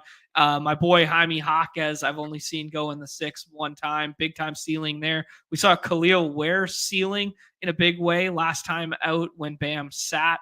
So Heat side of the ball, Nez, is this a spot you're looking to attack that Bam Q tag or no? Bam is so cheap that, like, you know what, I'll do it. It's just like the Donovan Mitchell thing. But, like, his PRAs lately have been, like, sub 30 for the last, like, few games. So books are sort of, like, on the, or in agreement with us on, like, yeah, like, Bam right now is really not a guy that is producing a whole lot. But where he goes right now, I think is totally palatable. And if he does not go, man, I think Ware is a very, very interesting swap. So okay. I do kind of like the Bam to Ware pipeline. I think Tyler Hero is a smidge overdrafted, but he might put up like 30 shots tonight. So that's tough to really get away from. I haven't done any Jaime today, and I don't know that I will. Okay, but yeah, this is another game that I just like, from the Miami side. God, man, I hate when the Heat are on the slate. I just can't stand it. But at least Bam isn't like. I mean, now the Bam decision's a little bit tougher because he's so cheap.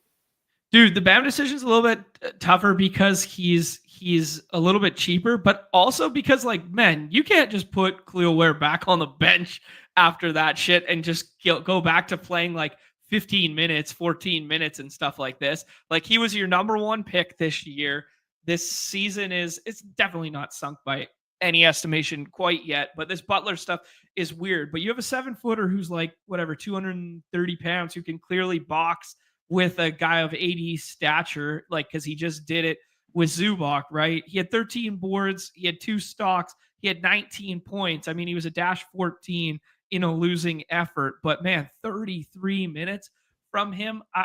You can't help but think, even if Bam comes back tonight and Bam won't go like full Bam anymore after like something like that. No?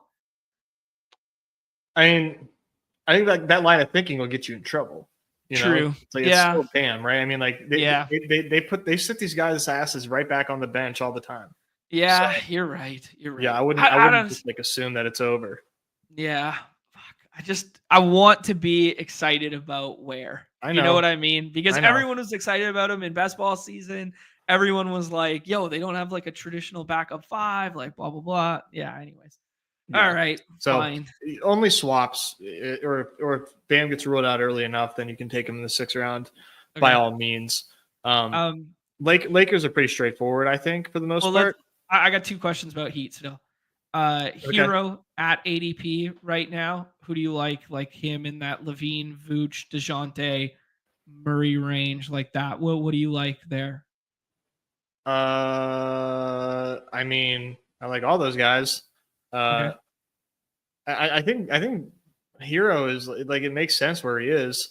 I'm just like, I'm not overweight Hero by any means, right? I mean, all these guys like look the same. Yeah. And Hero is one of the more expensive pieces, so it makes for an easier fade. I feel like his ADP is slipping quite a bit. I thought his ADP was a little bit higher than this to start the day.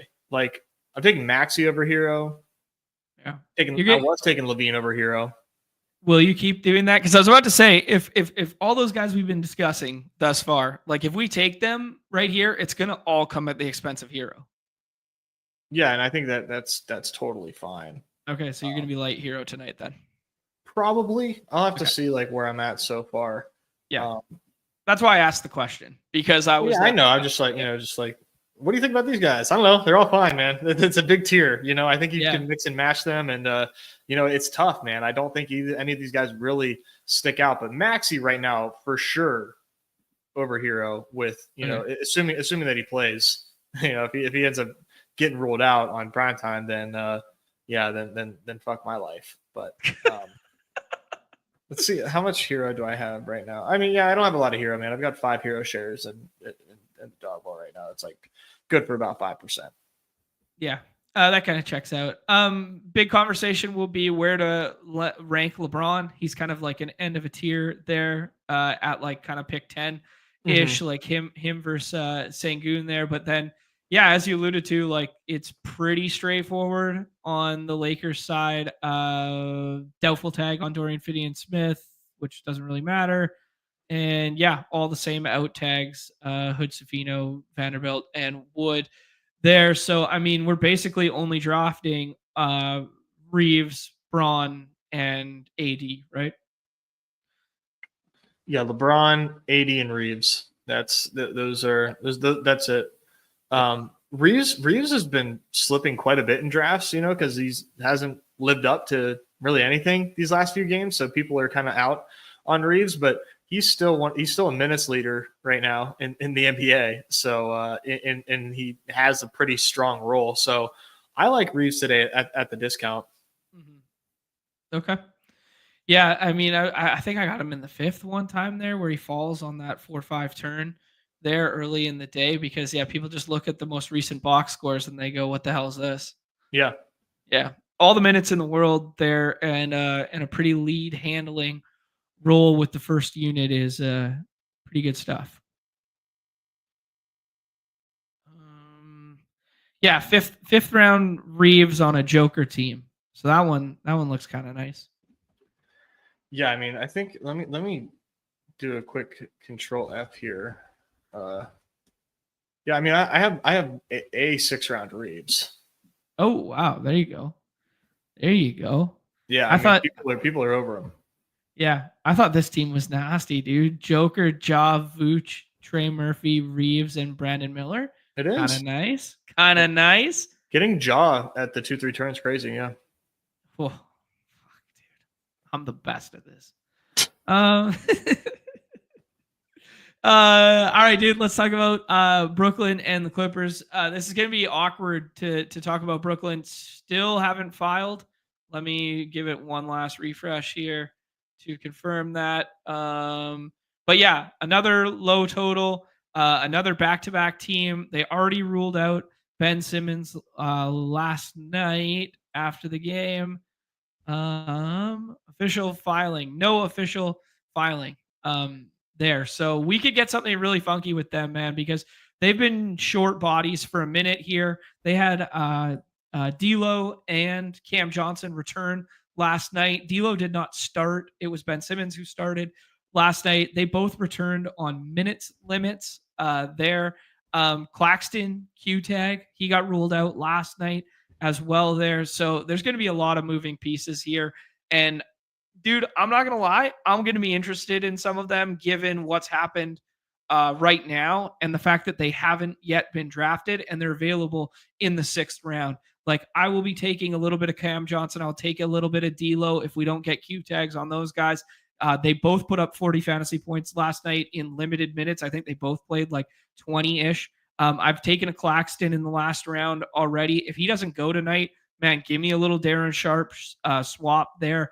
man, these guys are just going to fall into minutes and usage. And, Clippers have been really tough defensively, and it's a low total game. But if they're only going to run 8 or 9 tonight, there's definitely some bodies that I'm going to find my way to this evening. Yeah, I mean, they said Ben Simmons is out, so I would definitely start thinking about this team without Ben Simmons. I would think Claxton plays, but we just really have no idea. And then with Russell and Cam Johnson like coming back on minutes limits, like I would think that these guys sit tonight. So if we just make that assumption there, then it's like Claxton, Zaire Williams, Noah Clowney, Keon Johnson. As far as like guys that I'm like really, really looking at against the Clippers, man, it's really not that appealing, but I think these guys might end up being swapped in for me. If I miss out on certain pieces here, I think I hope Claxton's in because he's definitely somebody that I would be swapping into. Otherwise, I think like Zaire is definitely one that I would like. And then I think Clowney too. If Claxton is out, I would probably be into Noah Clowney. Yeah, I probably won't fall for the Keon Johnson trap yet again, but he would pick up a lot of minutes if D'Lo and Cam Johnson both sit tonight on the second night of the back-to-back. The fact that they had the minutes limit yesterday, I don't know. Maybe that means they could probably play tonight, but I do think you're right. I think you rank it Claxton for sure. I do kind of like Zaire and Clowney. Like I'm always just like that, but yeah. All right. It's thin regardless. Max 1 net. All right, let's talk about the Clippers, dude, because Norm Powell, there's nothing on the injury report that is of note. It's all about G League stuff, and then obviously PJ Tucker not being part of the team, but there's 4 guys that go every single draft, or 3 guys that go every single draft, and then Kawhi. So the Kawhi question mark looms large in the 6th round because we've yet to see him eclipse that 20 minutes there. But if Kawhi finds his way to 25, he could be viable in the 6th round in terms of shooting ceiling here, especially in a matchup where they're 15-point favorites here. But Harden with that, renowned second ADP there, and then Zubac and Powell, who kind of like are constant sliders in every single room because, maybe market hasn't fully adjusted for Kawhi being back. But yeah, what are your thoughts just on the 3 main pieces from the Clips? Yeah, I mean, I don't love the Harden ADP at all. 13, like, I don't know, man. Like, I know he's got like 50 balls in his bag, but like, I'd rather do the Memphis guys over him. I'd take Levine over him. I don't like the Harden play today. So I have like no Harden, and I'll probably continue to have no Harden. I have 2 shares in Dawg Bulls today. So I'm not doing Harden today, but this could easily be 60 ball Harden, and I'll be out on it. But I like Zubac though. I think Zubs, just has been quite the monster for the Clippers, getting good run even when they are, crushing teams, and, with the stock ceiling and the boards that he should be able to just dominate on the Nets tonight. I like Zubs quite a bit. Norm Powell going really late in drafts. Like he's been a 6th-round pick quite a bit for me today. Love that. Love 6th-round Norm Powell. Love 5th-round Norm Powell, quite frankly. He's the guy that I really like today. This is they're big favorites, 15-point favorites or 14-point favorites here. This is a spot where I would really like to get to Norm Powell because they have no problem asking him to do a lot for this team offensively. And it's a bad spot or it's a bad team they're playing. And Norm Powell is so cheap that like I like making the Norm Powell bet today. Like that's how I would like. I like Zubs and I like Powell for the Clippers today. Zubs and Powell it is. Cool. All right. Sounds good. Any Kawhi in the last round? No, I'm not. I got to see it first. Yeah, we're still a couple weeks away from probably a full ramp up there. And right now they just kind of all cannibalize each other a little bit. Yeah. Okay, cool. We did get Nuggets injury report, and Joker is not on it. So that bodes well for his 101 stock now. But we got probable tag on Jamal. We got Q tag on Aaron Gordon on the back to back there, which trickle down effect, dude. We didn't really talk about Russ at all because we were off it yesterday because all the bodies and the price tag and that sort of deal. But yeah, hat tip to us from yesterday. But today, does Russ become a little nicer, a little more interesting when you remove Gordon from the equation there? Yeah, we got Gordon questionable right now. I think Russ is definitely in play in this game, man. Like, I love this spot for everybody in this game. So I think Russ can definitely be a part of a fast, like high flying game for sure. So I have a decent amount of Russ today. Okay. Let me see exactly how much. Yeah, I've got a decent amount of Russ, 13 out of 96. And we got some Nets news while I was talking as well. Yeah, I got the Discord pulled open with fam here. He's still typing and he stopped typing. Yeah, Nick Claxton with the questionable tag for the second night in a row. Cam Johnson has been ruled out, but D'Lo is available. That makes me want to take some in the sixth there. Could ramp up again, could start again now with Ben Simmons already being ruled out. I think D'Lo in the sixth feels kind of nice right now. He'll be a popular swap for me at least. Yeah. I mean, we talked about it yesterday. Like, when we were going deep diving for those guys that like, don't project for big minutes, but can project for like high ceilings if they fall into minutes. Same thing holds true today. Mm-hmm. All right, Nez, I'm clicking in the DBQ number 3 here. This is my 12th DBQ draft today at 3 more spots. I'm almost at 100. Woo, look at you. While we were talking, I saw Crutches has already finished his 150. Holy smokes. Confidence is back in a big way there. Hey, our guy Awen is in there. Hope he had a nice vacation. Here we go. Baby Stevie already cashed his ticket, looking for a second one. Holy smokes. Loaded lobbies, man. Loaded lobbies. Yeah, nothing but red badges all around. Hey, Numi, when blue badges, when gold badges? Yeah. Let's add something else to Numi's plate. 101 in the overflow for jump free. Love to see it. Crutch is saying, this is not surprising. I said it right off the top today that he has 40% Dyson Daniels in the 4th, 5th, and 6th round. So you saw him trying to get way overweight on that early, hence why he's already done his 150. Yeah, I mean, I wouldn't be chasing Dyson Daniels up the board, but that's got to feel great. Yeah. Joker goes at the 101 there. I do think this is Wemby at the 2, and then you can have a debate over the next 2. But I do think it's Wemby at 2, is it not? Yeah, like no question. Yeah.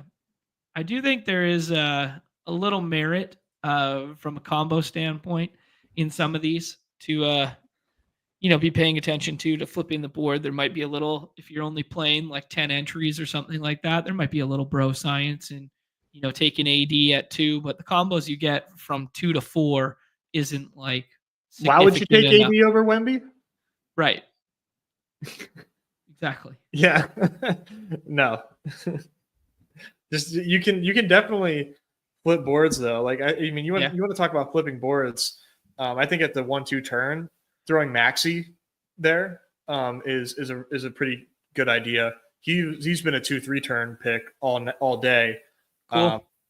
I think that's one way to flip on that end. I did try that a little bit last time out with the Dog Bowl where we got the DeJounte news and we got the Hallie news, and I just started taking them together over and over again because they both had double-digit ADPs. Yeah, that's a good one. Yeah, I mean you do cut yourself a little. Wow, that's a very high Jaren Jackson Jr. pick. Sure is. I like it though. Yeah, I mean he should be an all-star this year. He's been balling. And the foul troubles are kind of the past with him too. Now that I say that, the 20 burger's coming. But he used to be you were always scared that he would get 3 quick ones, 2 quick ones, lose minutes that way. It's come at the expense of his blocks. That's a good point. Yeah, I didn't think about that. Yeah, the stock ceiling is down a bit because of his he's not protecting the rim as much. Mm-hmm. Okay. Yeah, I mean, you're seeing it, but like, the trade-off, we're getting more consistent play out of Jaren Jackson Jr. Mm-hmm. Yeah, it's interesting. Like, I wonder if, like, I try not to sweat matchups, but like, is Wemby going to be is Wemby going to be tough on him if Wemby's on him? Yeah, I don't know what you do there. I think you do put him because he's kind of like more athletic and play the perimeter and that sort of stuff, opposed to putting like the traditional big of like Edie or Clark on him. I think it's JJJ versus Wemby night. Yeah, on both ends. Yeah, on both ends. Yeah, I think so. Yeah. Unless you want to hide Wemby on the defensive end against a big and like let him play off the big. You know what I mean? Yeah, that might be a good idea. Yeah. And like, he's the secondary help and he just racks up blocks by being the next guy in. Here's that decision we alluded to, Nez, where Maxey and Almond and all these guys go, and we have to decide between Levine, Vooch, Hero. I think we're kind of in agreement that it's Levine. It's what I've been doing. Yeah, I'm good with it. Yeah. See what Awin's robots do next. They probably snap the 2 highest ADPs, and then we take DeJounte. Oh, he takes Dyson Daniels that high. Wow. Okay. Full-fledged projection bros are out in a big way. Dyson Daniels and Steph Curry there. So this brings us up. Do we like Hero? Do we want to pair teammates in Vooch? Do we like DeJounte Murray? Do we want to scroll? What do you like? I would probably be okay taking Hero here, or DeJounte. Let's do Hero. Okay. I think combo wise, it's probably a little bit rarer. I do see DeJounte getting pushed up to this corner a whole lot. That Dyson Daniels pick is hilarious. Yeah, I will not be taking Dyson Daniels in the second round. Dyson Daniels' ceiling is the same. I mean, it's not the same, but it's like his potential assists go up. His potential assists go up, and you probably could add like 3-4 shots, and maybe that's even high. Mm-hmm. Like, the fact of the matter is he still needs 7 stocks. He still needs 7 stocks to get home. I mean, famous last words before Dyson Daniels puts up 30 real points. Then I'll, just be like dead in the middle of the road. But what's interesting, man? What is Dame's ADP right now? 30. I think it was 30. 31, 30, 30.9. Yeah, the underdog pick'ems, man, they like Dame today. They've got him as a higher fantasy point projection than Vooch, than Hero, than Paolo. Yep. A lot of guys that go ahead of him. I imagine about 45 minutes time here. Actually, if you guys didn't check out the Unabated show yesterday, I thought it was a really good look behind the curtain at kind of what we do at Lock. And we were uploading projections and changing projections and looking at different minutes and that sort of thing. They do have a new price point for their DFS products, so you can have access to that stuff. Use promo code BADGE at sign up. There's a link in the description below. That was the beautiful interface in which we were using previously here. Long-winded way to say when their projections come out in about 45 minutes time here, Nez, I could see Dame projecting higher than like a large portion of the guys that go ahead of him right now. I think so too. I mean, Dame plays huge minutes, and very safe points per game. Yeah, that's a tough one, man. I think he's a very safe click. Yeah, he's pretty safe, like 35 with a ceiling of 55. Mm-hmm. And we saw 57, I think, from him 2 games ago, something like that. Yeah, it's hard to like this spot against the Magic, but is there something to say about like the Paolo and Cole Anthony led Magic that maybe they play a little bit faster? Yeah, and also maybe not as well on the defensive end when you're doing like the Wendell Carter Jr. at the 5 instead of Goga at the 5. Right. Like those aren't interchangeable. I Right. mean, I agree. Jonathan Isaac getting more minutes is not great for anyone going to the rim. But No, for sure. yeah. Walker Kessler goes there. Bam goes there. Fred Van Fleet goes there. Russell Westbrook going ahead of Jamal Murray with the Jamal probable tag there. Westbrook at 32. I think that's one of the tougher ADPs to piece through today. Jamal goes there. Giddy all the way up in the 4th now. You said you like Powell. You said you like Reeves. PJ Washington, who was going in the 6th previously. Bain, CJ, Miles Bridges. Yeah, what do you like? Let's scroll up. Oh. I think Reeves. Okay, sounds good. Put Reeves over the Powell thing. Yeah. Bain goes next. RJ Barrett goes after. Cole Anthony, Julius Randle. Kind of like a pretty flat tier of mix and match. RJ went, of course. Could do something funny like push up Vassell. We got Wemby. Doesn't feel as good. Let's do PJ on the left hand side of the board. All right. Yeah. I mean, I do think like obviously no Kyrie for PJ. We've seen some ceiling games in the past. I also think no Lively kind of matters too. Yeah, no, I agree. PJ's a big body. Yeah, rebounding rates, right? Mm-hmm. Mm-hmm. Yeah, no, this should be a good game for PJ, man. Like the common sense, like Occam's razor for me said, like when this first happened, right when we first got the Luka-less, Kyrie-less Mavs, my first thought was like, oh, great for PJ. And then I let the pick'ems and projections, kind of get me off it. And I'm like, you know what? Like, yeah, maybe not. I guess that's not in PJ's bag. And then I've had a good game. I'm like, fuck. I gotta I need to weigh more into my IKB sometimes. Yeah. No, PJ today, like this should be a competitive game, man. Yeah. It's only a 1 point spread. Mm-hmm. We like teams against the Pelicans. PJ's a good pick. Respect it, dude. Danny Gafford time. Yeah, potentially for sure. I know. I think that too, dude. And he's not getting any love. He's not getting any love. And I think in what we might be saved by is the shell of the fact that they got blown out the last time that Lively got hurt. So they you can't really put too much stock into what we saw into last night. Okay. They got their doors blown off. Yeah. Yeah. Good point. Good point. Yeah. Addressing the elephant in the room here turned me up saying the old school Marlins hat plus 100 for the aura for Nez. Absolutely. Yeah, I try not to wear it out. Miller, fuck off, man. Come on. What are we doing here? Be nice to my guy, dude. I'm kidding. Miller time. We love you. But you only love Nez. So you hate to see it. Fully Loaded suggesting that he loved the show format yesterday. Yeah, it's something we've experimented with in the past.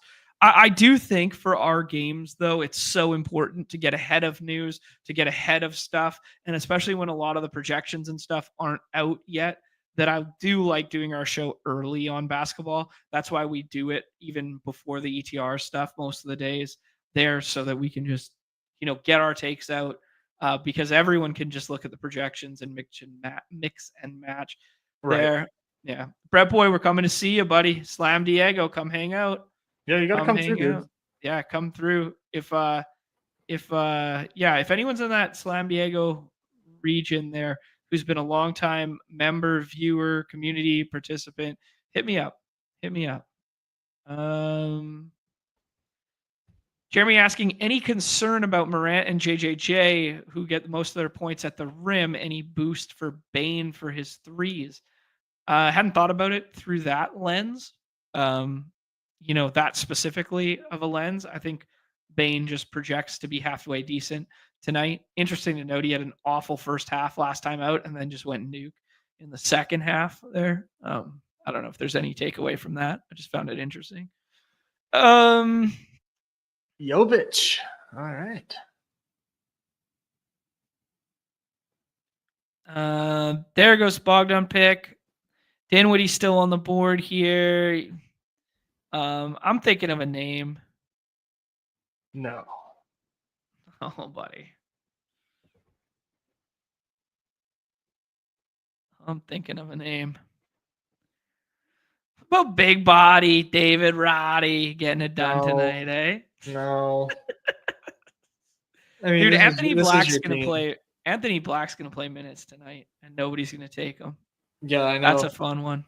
Dude, Here we I go. would give you my blessing on. Okay, you're gonna go D'Lo. Who do you like? I would give you my blessing on Black. On Anthony Black? Nobody's gonna scroll to Anthony Black tonight. I mean, maybe he doesn't get to the 37-minute threshold last time out if Tristan da Silva doesn't get hurt. But that being said, they're down bodies tonight, and we know he can hoop, and we've been big proponents of Anthony Black. So, I mean, if he finds his way to playing like 2-guard lineups, it's a little hard to play 2-guard lineups, I guess, against the Bucks there because they have so much forward size. But yeah, they're gonna try. I hope they try. I don't know. What do you think starting lineup from the Magic tonight? Wendell Carter Jr. at the 5. Probably. Paulo at the 4. Da Silva. Is Da Silva going to play? Because he left early. Yeah. So Da Silva, injury report wise, I guess we probably would have got something. Yeah, right. You would think Magic are very forward about their injury, and he's not even listed. So KCP is listed with that left knee sprain and the Q tag. So I do think the way he draws in is KCP doesn't play, and then Anthony Black could. I still don't think he starts though. So, but the reason we bring it up is because they were doing the Bogdan thing with him in a big way too. Like kit gloves, like they were treating him very soft, no minute ceiling.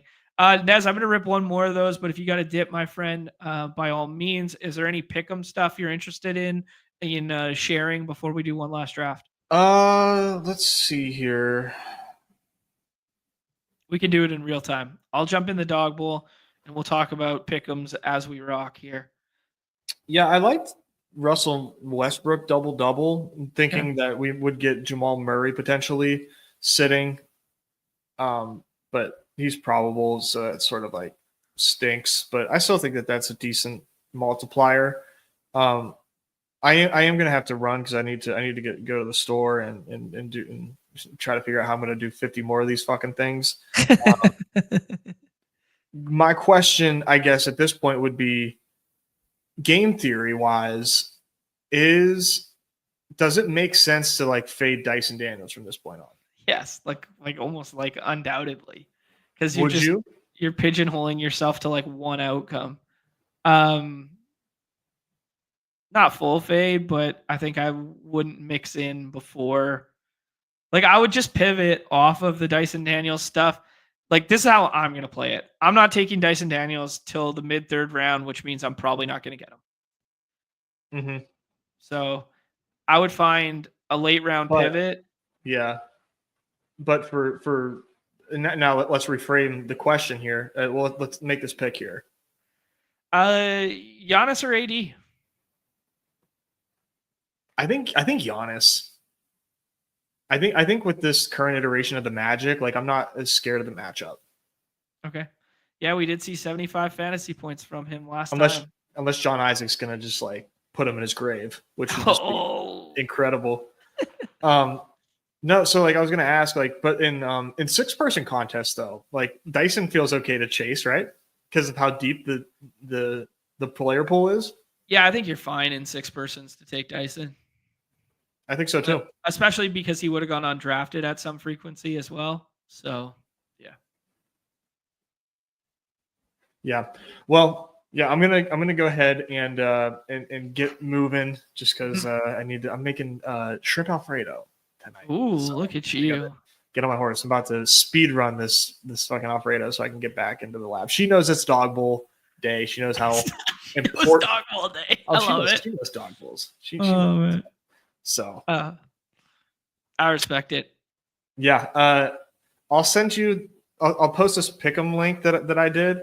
I had a boost in my lobby. I don't know if that was universal. I think that was from the $5 like pick'em, and then I earned a boost. But this is what I am playing. I'll share it in the private chat for you if you want to share that. It's Sure. It's Austin Reeves double. Yep. Russell Westbrook double, and Trey Murphy threes. So kind of a smattering there. All hires, of course. Okay.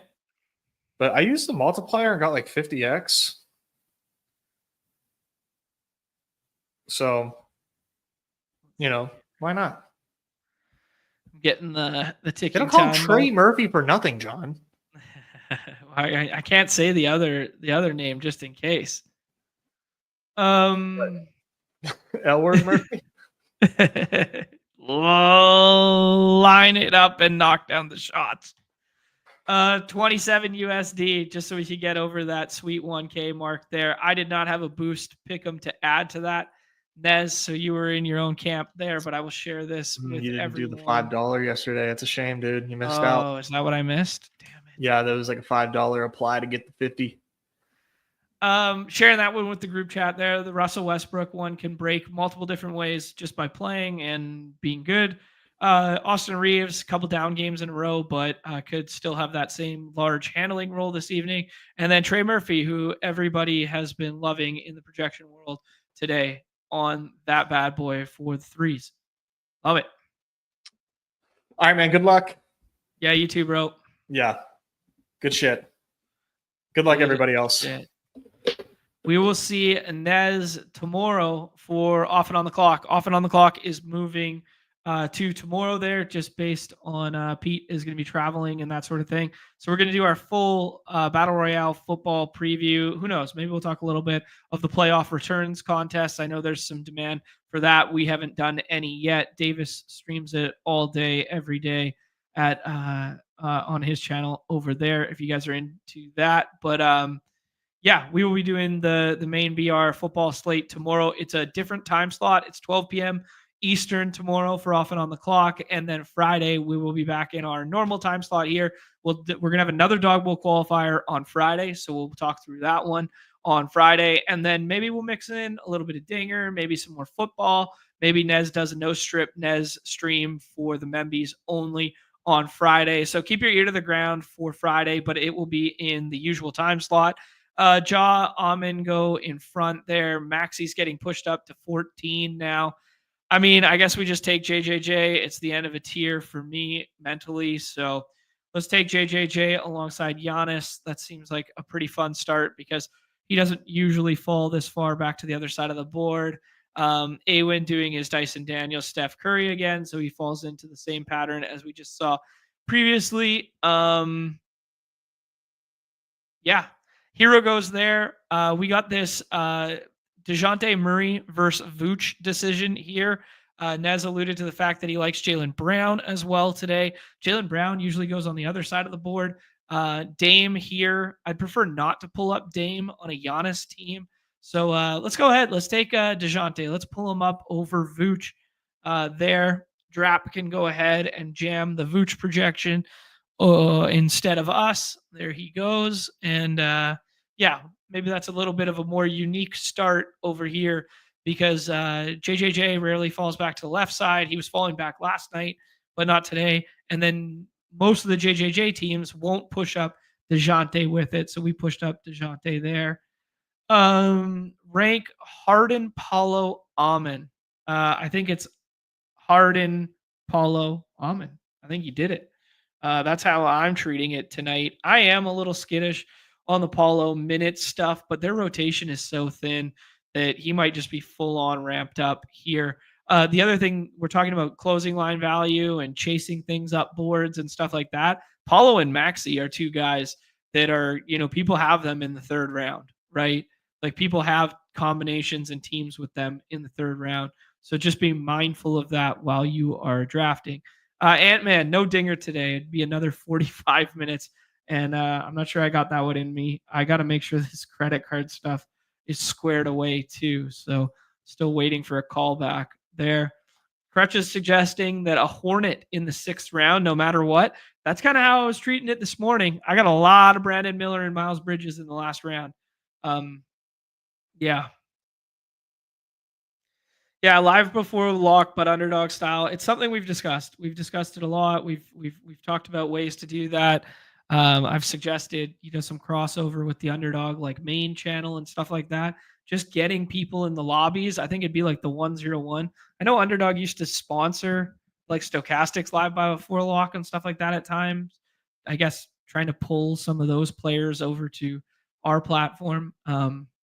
Yeah, I do think there's definitely a need, definitely a niche spot for that. And yeah, who better to fill it than us? But it just the way life sets up and the way the days are, I mean, we'd basically have to structure something contractually, or I don't know, just where like, you're spending, we'd be spending 5+ hours a day streaming then if we were doing that and whatever, which is, not terrible, but it has to become our full-time gig to do so, right?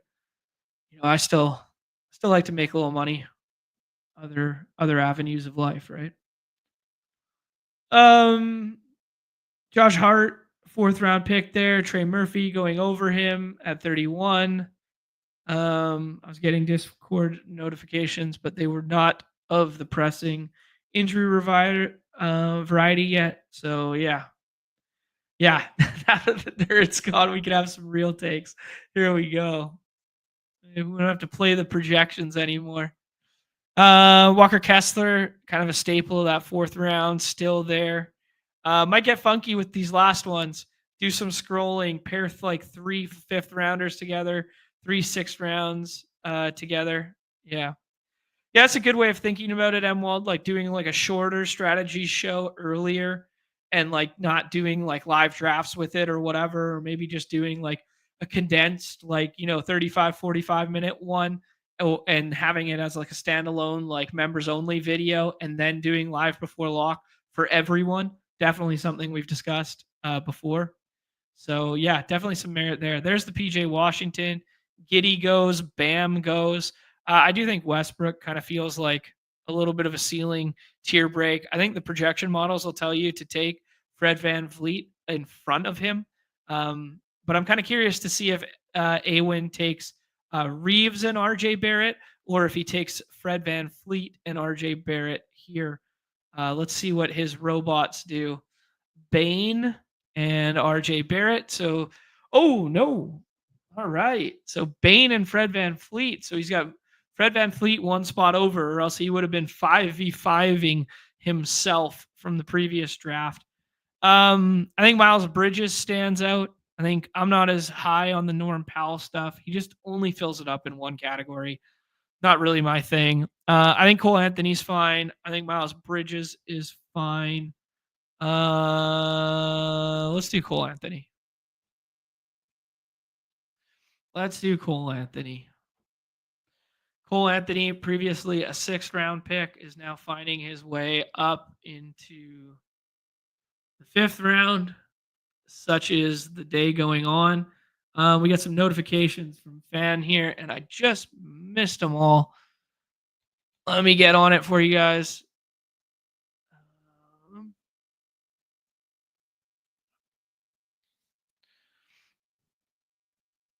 Just one notification, and NBA Alpha. They're running a stream today that starts in 5 minutes behind the paywall for their members. So if you guys are members at Unabated, I will not be offended if you hop on over there before this one's done, because I'm just going to close out this round, and that'll be it for today, and back for Off and On the Clock tomorrow. If you guys are still chilling, we still got 200 plus of us.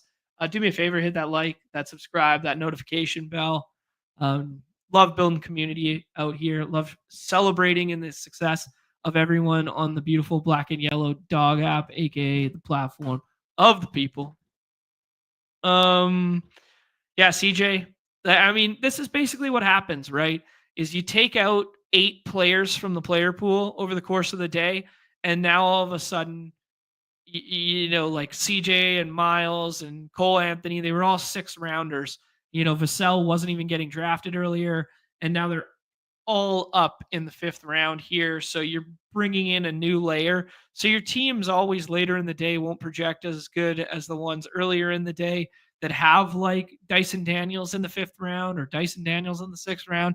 So you got to find your way to some contrarian paths now that may not project as well, but they have some ceiling output. That's why I kind of like the D'Lo falling into big minutes. Yeah. I mean, I'm a little more in on the Rudy Gobert stuff than Nez was. I saw the ceiling last time out. I mean, 11 and 11, not great. Stocks haven't really been there anymore. Maybe it's not as great as it once was. Here we go. Mixing in some new players into the player pool. Yabu goes. Gafford goes. Those are fun. I guess we didn't talk about Atlanta center position. I mean, going against Vooch looks like a good spot. Okongwu could be nice. Clint, I imagine Clint still starts. So just because Okongwu went 2020 last night doesn't mean we don't want to get to Clint this evening. Whoever's going nice will be closing. And while suggesting he'd rather take Vit in the last round than take Dyson in the second, I agree with you, man. Same with Bogdan. Keynote goes there. He was going to be my 6th rounder, but he rarely falls back to the left side of the board anymore. I do think he is my favorite 6th rounder at this point in time.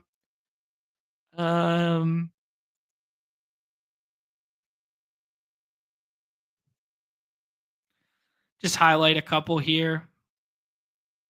Guys that I'm thinking through. What do you guys think about a Wendell Carter Jr.? Does he have a ceiling tonight without Goga? Probably not. Probably rather take Jonathan Isaac. Kelly Oubre will be a popular swap option. Yeah. Gobert is probably the safest of this bunch. I don't have a Dinwiddie share yet, so I think I'm going to go ahead and take him here. Brogdon seems fine to me. Isaac seems fine. I mean, we're just shooting ceiling late, right? And may as well chase it. Dinwiddie probably needs 35 minutes to be relevant, but yeah. Yes, Fred VanVleet was drafted in the 4th round at the turn there. 4th and 5th at the turn there. He's going to project much better than that spot. But yeah. Yeah, I don't know. Interesting slate, guys. A lot of moving pieces. I think we did a good job dissecting it all. I'm going to pop this window out real quick just because I'm curious who Awin's last round pick was. It was Bogdanovich. So Bogey going there. I could see a ceiling for him if they take the minutes limit off this evening, which I kind of anticipate. So yeah. Anyways, guys, that was a fun one. Sorry it started a little discombobulated. We'll be back tomorrow, different time slot than usual, 12 p.m. Eastern tomorrow with our friend Peter Overzet for the football slate there. Best of luck to everybody qualifying in the Dawg Bowl tonight. If you guys want some of the best projections in the biz, consider signing up at Unabated using promo code BADGE at sign up for 20% off there. They have a brand new weekly trial version of just the DFS projections tool, so you can try it out for a week, see how you like it. If you guys are members, go back and just take a look at that stream yesterday and see how we used it all in real time. Yeah. We're going to see overlay. I hope not. I love this stuff right now. I love that these Dawg Bowls are going. I know it's better for some of you guys as users to see it, but I want the Dawg Bowl to be a thing forever, not just a thing for this year. So I don't want to see overlay in these contests. So I'll do my best to ensure there's none. I hope you guys do the same there. Best of luck, man. Cash that ticket to Slam Diego. 10K plus per diems, plus get up in the hotel, plus parties. Underdog does it all, man. They do it all so right. So even if you don't have a big bankroll, just take a shot at making it to a live final. Where else can you turn $10 into potentially a trip and 200,000 up top there? So best of luck to everybody this evening. Everybody's favorite time of the show, the end. Peace. See you tomorrow.